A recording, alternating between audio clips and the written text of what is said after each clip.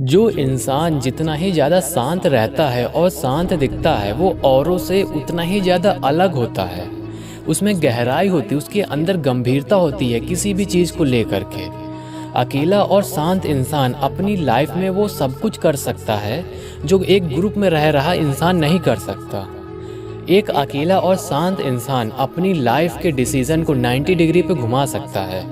मतलब ये है कि अगर उसके लिए कोई चीज़ सही है तो उसका जवाब हाँ होगा, और अगर उसे कोई चीज़ पसंद नहीं आती तो उसका सीधा जवाब और एक ही जवाब होगा, वो है नहीं।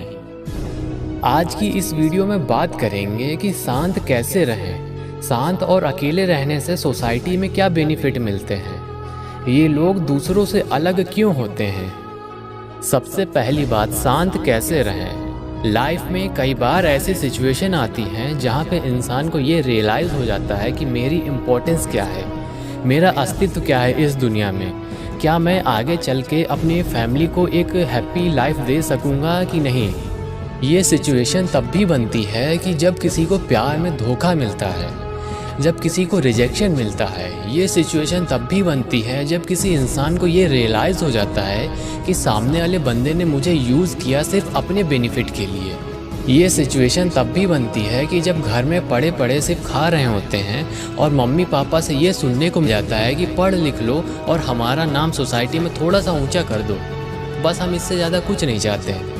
ये सिचुएशन तब भी बनती है जब मम्मी पापा से ये बात कर रही होती हैं कि सुनिए कुछ पैसे दे दीजिए, लड़की के अकाउंट में डालने हैं, उसकी आगे की पढ़ाई के लिए जमा करने हैं, और पापा मम्मी से ये कहते हैं कि ये थोड़े पैसे अभी ले लो और बाकी के मैं तुम्हें अगले महीने दे दूँगा, क्योंकि इस महीने मुझे गाड़ी की सर्विस भी करानी है और घर और दुकान का किराया भी निकालना है।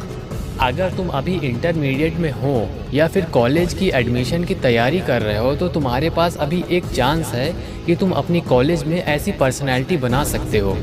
जब तुम कॉलेज में एडमिशन के लिए जाना, वहाँ पे तुम लिमिटेड दोस्त ही बनाना, और अगर तुम्हें ये लगता है कि मुझे किसे दोस्त बनाना चाहिए किसे नहीं, तो तुम बस कॉलेज में शुरुआती दौर में 1 से 2 हफ्ते रेगुलर रहना। उसके बाद तुम्हें सभी का नेचर और बिहेवियर पता चल जाएगा।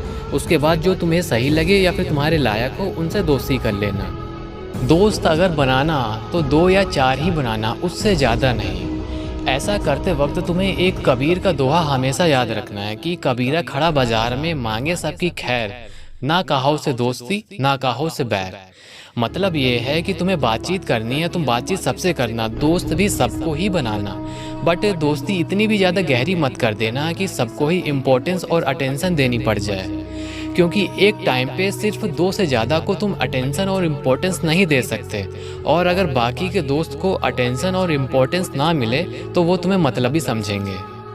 ये सभी कुछ सिचुएशन होती हैं जब तुम खुद को अकेले और शांत रख सकते हो। अपने अंदर उन सभी कमियों को तुम ख़त्म कर सकते हो जो तुमने अपने स्कूल लाइफ में की थी। जैसे कि अगर तुम्हारा सेंटेंस स्ट्रक्चर ना ठीक हो तो तुम उसे इम्प्रूव कर सकते हो, तुम्हारी स्पेलिंग मिस्टेक होती है तुम उसे ठीक कर सकते हो, तुम्हें रीडिंग करना नहीं आता तुम रीडिंग कर सकते हो, जो कि तुम्हें आगे चल के काफ़ी तुम्हें बेनिफिट देगी। ऐसे लोग की इमेज फ्रेंड, फैमिली और सोसाइटी में काफ़ी हटके होती है। जो तुम्हारे फ्रेंड होंगे, उनके जितने भी फ्रेंड होंगे, वो हमेशा जानने को इच्छुक रहेंगे कि तुम आखिर ऐसे क्यों हो, तुम आखिर अपने खाली वक्त में करते क्या हो। वो तुम्हें एक तरह से अल्फ़ा मेल की तरह समझेंगे। ऐसे लोगों को फैमिली रिलेशनशिप में भी रिस्पेक्ट मिलती रहती है, वो अपने बच्चे के कंपैरिजन तुमसे करते हैं। ऐसे लोग के पास अपने अंदर सुधार करने का पूरा मौका होता है, अपने खुद के डिसीज़न होते हैं। अगर उन्होंने ये डिसाइड कर लिया कि मुझे इस मंथ के एंड तक या फिर इस ईयर के एंड तक एक कॉम्पिटिटिव एग्ज़ाम निकालना है तो वो उसकी तैयारी भी शुरू कर देते हैं, और अगर उन्हें कोई न्यू स्किल भी लर्न करनी होती है तो वो अपनी दी हुई डेडलाइन तक 95% तक तैयार कर चुके होते हैं। अकेले और शांत रहने की वजह से उनके पास इतना वक्त होता है जिसमें वो खुद को काफ़ी बेहतर तरीके से समझ लेते हैं और उनके जितने भी डिसीज़न होते हैं वो अपने हाथ में ले लेते हैं। ऐसे लोग दूसरों से इस तरह से अलग होते हैं कि इनके पास भी 24 घंटे होते हैं, बट औरों के पास भी 24 घंटे ही होते हैं, लेकिन ये अपने 24 में से 20 से 21 घंटे उसे पूरी तरह से यूज़ में ले लेते हैं।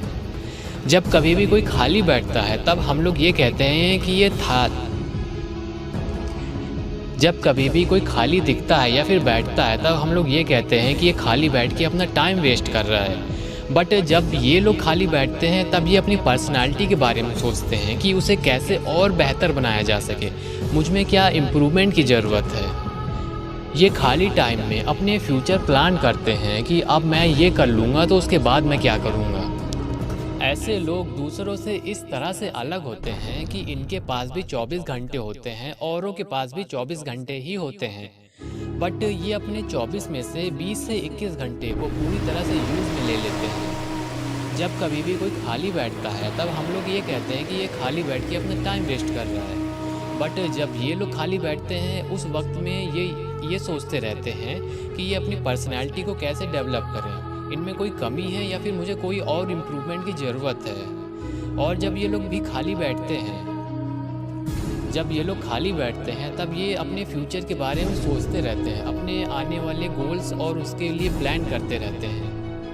ये कुछ पॉइंट हैं जिसकी मदद से तुम अल्फ़ा मेल बनने के लिए एक कदम आगे बढ़ा सकते हो।